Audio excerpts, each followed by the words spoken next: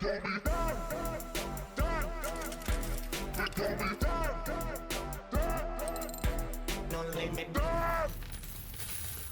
morning, good morning, good morning, good morning.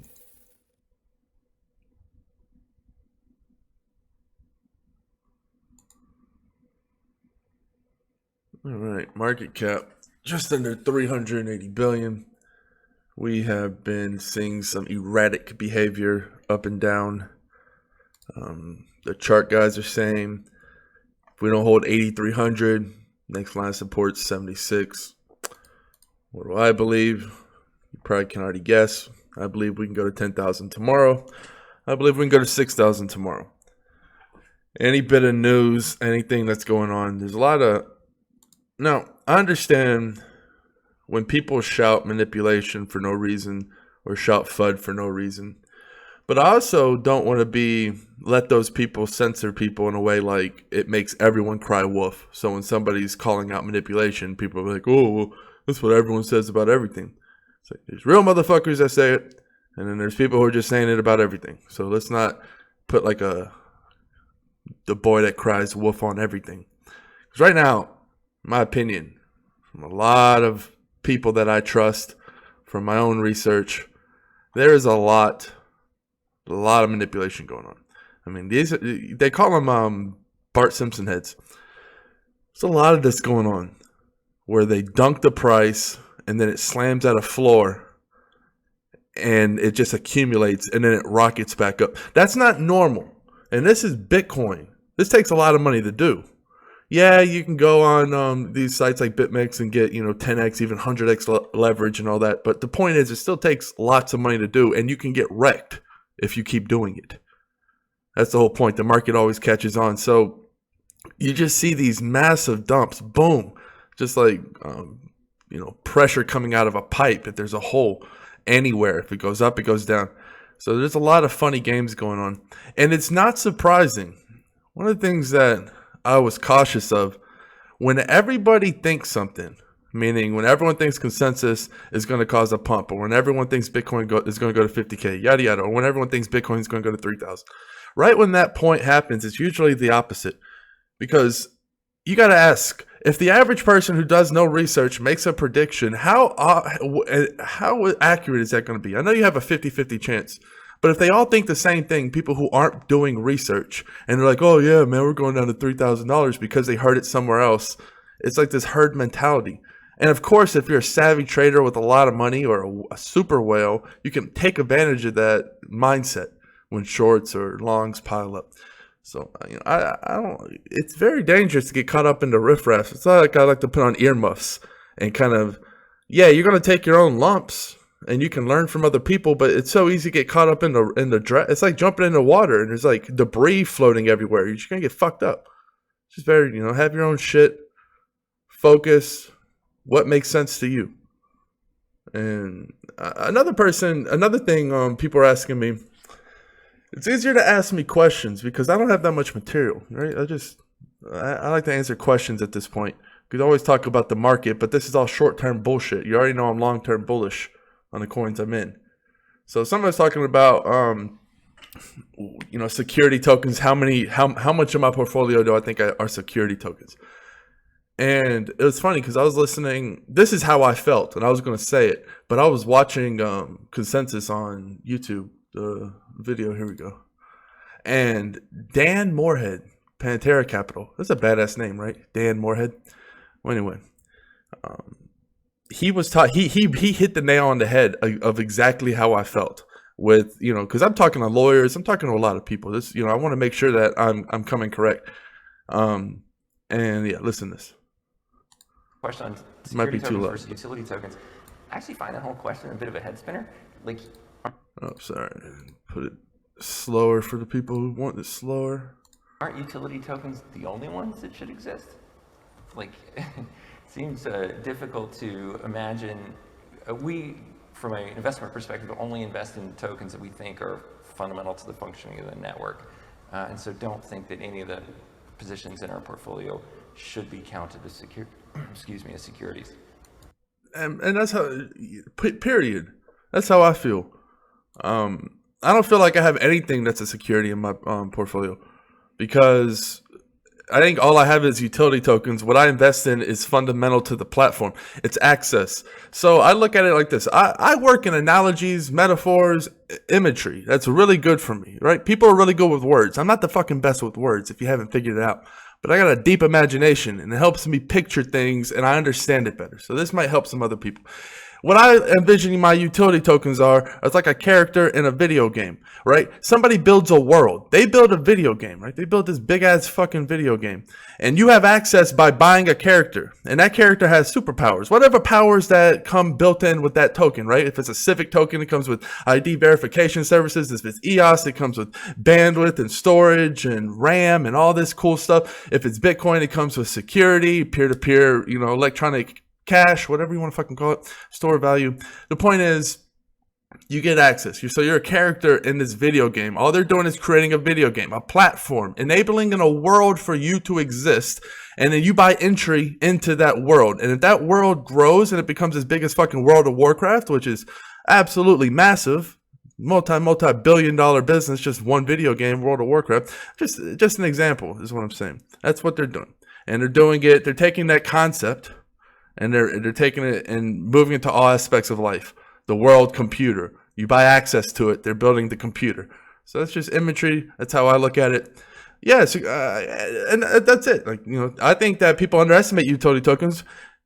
People are so quick to talk down on utility tokens. Yeah, I know a lot of them are fraud, but a lot of everything's bad. A lot of soda's bad. Have you ever had Jasta or whatever the fuck? There's a lot of shitty sodas out there. If you go to the dollar store, it doesn't mean all soda's bad. Well, I'm not a fan of soda. It's probably bad. But there's a lot of shitty wines. How about that? There's a lot of shitty beer. A lot of shitty beer. You can go to, to the corner store and get some really, really shitty beer, or you can get some nice one, some Belgian ale. That's the point. Most of everything's shitty. So if you just judge everything by the lowest grade, which is easy to be, it's free and easy and takes no effort to be shitty. You can just be shitty. Anyone can be shitty. Not everyone can be great. That takes a lot of hard work. So obviously, the masses are going to be shitty.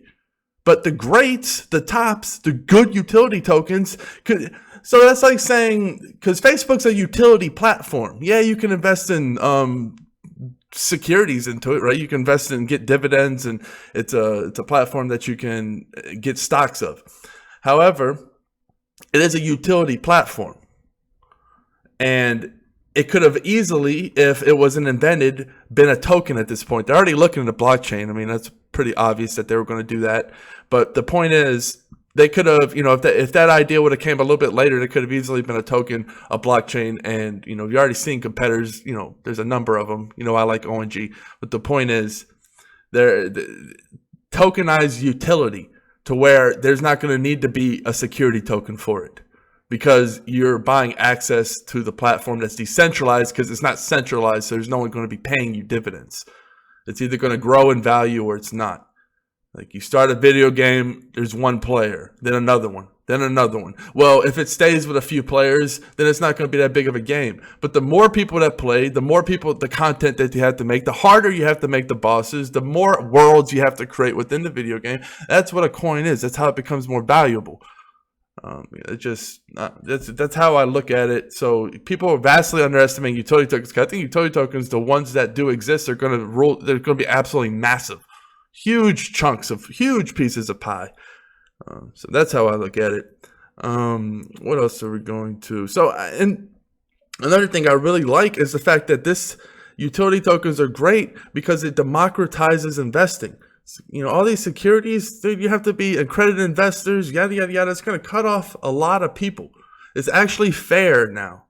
So I really like I'm really pushing for utility tokens. I'm a fan of it. I hate names. I hate that anyone has to name it and has to label it like this, but that's how the laws are. And, so it's quote unquote a utility token. I think that moving forward, that is the way. I'm not going to be a big fan of security tokens that restrict access and only a certain amount of people can go. Another thing that was big, actually, Dash was accepted by FanDuel, so now it's like the official cryptocurrency of FanDuel. And I think that's absolutely massive for crypto in general. You could think Verge with Pornhub. You're starting to see these big businesses realize, hey, we have to have a cryptocurrency. And why are they on? Why are they having a main one? Why would I'm sure that Verge is going to have some others, but you're going to have a main one because, especially with fantasy sports, you have to have one currency, right? You either have to accept Dash and then immediately convert to pay it out in fiat, or you have Dash reserves. Because if somebody comes with Dash and they win, they want to be paid back in Dash. They don't want to be paid back in fiat. Maybe some people do, but generally it's like, hey man, I have my currency. This is what I bet. I don't want to get I don't want to invest Dash and then get Litecoin back, right? It's like I have Dash, that's what I want. So you have to have one currency. That's why they made it the official currency. They don't want to create their own blockchain. They look for something that was fast and cheap. They chose Dash. That's a good example, but I don't, you can't have you have to have one currency for fantasy sports. You can't be like, all right, I'm going to have Ethereum, Bitcoin, Litecoin, all of these people are going to chip in, and then the winner, what are you going to do? You're going to say, okay, well this guy gets Litecoin because that's what he had, or I'm just going to give them all back fiat. It doesn't work. You have to have one fucking coin. And instead of creating their own, and people, people know I'm a big proponent of no limit coin. I'm a OG investor in it. I believe in fantasy sports. I think it could be really big. They think that this could be bad news. I think this is really great news. It just shines the light that cryptocurrency is really good. And another thing is they're still going to have high ass rake. So it's like they're just doing it for marketing. It's not like you're going to even get the benefits of cryptocurrency, because if they made it to where the crypto one was way lower rake than the fiat version, then they might as well close doors to their fiat, because people aren't going to pay, double the rake for fiat. It's going to slowly kill that side. And that's a roaring business for them. Why would they kill that when they're making 10%? They're some 11, 12, 13% on something. They're absolutely killing it. And if anything, I'm thinking Dash is going to have higher VIG, because, they're probably just going to convert it to fiat or whatever they're going to do, or take the risk of actually having to hold Dash reserves. So I think that this is a really great, you're just starting to see that these big businesses, Sony, all these businesses are coming into the blockchain, legitimizing it. They're all doing it because of what? Because of Bitcoin. Bitcoin came out, they did it. People can hate on Bitcoin. They can dismiss it. Some woman called it the pets.com. If you watch that, is Bitcoin here, or is it a bubble? Whatever, it's a documentary, long ass documentary. Yeah, I watch hours and hours and hours of this shit. Get on 2x speed. This is what I do. They say Warren Buffett reads 4 or 5 hours a day. That's not the reason I do it. I just noticed that, real peeps real. You can hate on Warren Buffett all you want. Motherfucker's real, got there, and he spits a lot of game. I know that he's old, kind of a little sinister now. The dude didn't always lost his ways. If you listen to him, he spits some real shit. He's kind of like me when he's rambling, he spits the truth. He's not holding anything back. A lot of gems, and just a lot to learn from. That's why you never judge a book by its cover. You hear a person say one thing and you disagree with it, then you automatically hate them. You become blind and almost racist to everything else they're going to say, or prejudiced or whatever, biased. You don't. It closes a lot of doors to wisdom, because motherfucker can say 9 wrong things, but if you're not coming at a disrespectful or biased or racist type of mindset, you're going to catch that 10th. That's a gem. And so, yeah, I think that moving forward, there's a lot going on in crypto. There's a lot of rumors of why consensus didn't pump, yada, yada, yada. We're still yet to see. I don't give a fuck about all that, because I know that I can't control the wind, and I'm not trying to. I'm just trying to build a badass sail. That's all I'm focused on. And if I have to paddle my ass there until the wind comes, I'll go until my arms fall off, or I'll take a break. It's not a big fucking deal, right? So I'm not going to torture myself. I'm going to keep digging, learning what I can learn, and moving forward. That's all I'm going to do. So I'm gonna kill it on this. One of the reasons we are where we are, in my opinion, people, one hand they call out for decentralization, next hand they're quick to report somebody to the SEC and bitch about how they lost money to a scam, can't admit wrong.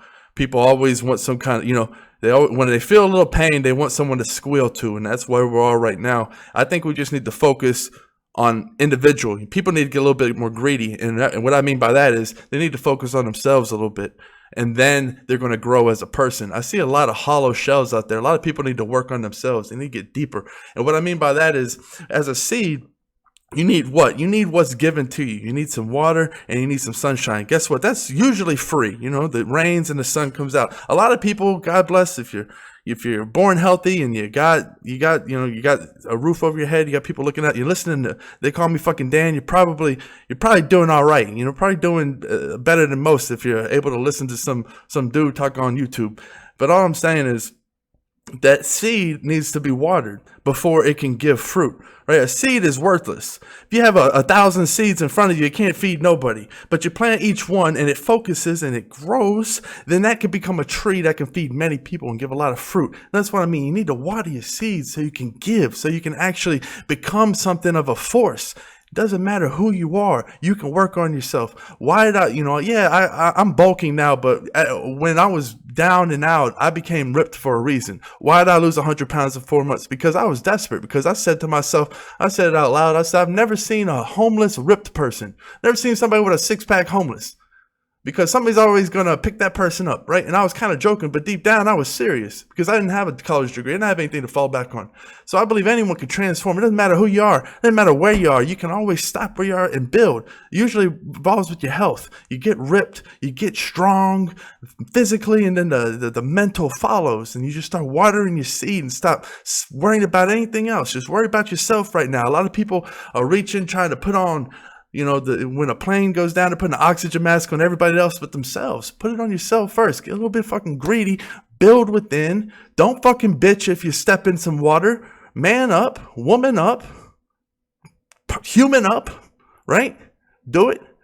There's a lot. This is great potential right now. We don't need one of the reasons we are here is because there's a lot of people out there that are asking for the government's help, that are begging for it.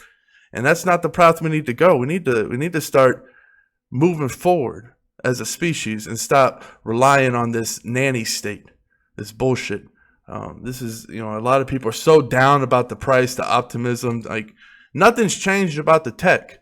Nothing has changed, except things are about to get better. Hell, EOS is about to launch June 2nd, June 1st coming up. We're about to see if this is going to be able to scale.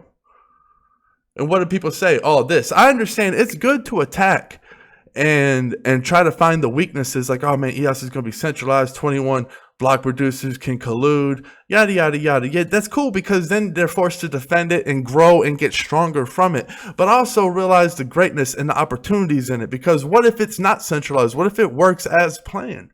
Which it could, right? It's not impossible. And if we push for that, and this is just one small example. I'm not just talking about EOS. I'm just talking about life in general. It's like, yeah, it's good to say, hey, man, we only got a little bit of water left. Then flip it and say, hey, man, but thank God we still got half a glass left. Yeah, it's good to look at it from both sides. But a lot of people are just saying, hey, man, we don't got enough water. The water's getting lower. God damn, the water's getting lower. And then they freaking out. Hate, headless chickens running around. It's not, we're strong as a community. And this is a big ass fucking community. I'm one small little fucking leaf on this big ass fucking oak tree. And there's just, it's such a huge community and we have so much resources for change that this is it. No more governments. It's time for us to end world hunger. It's time for us to end corruption. As a people, we're superheroes. We don't need anyone else. That's all I'm saying.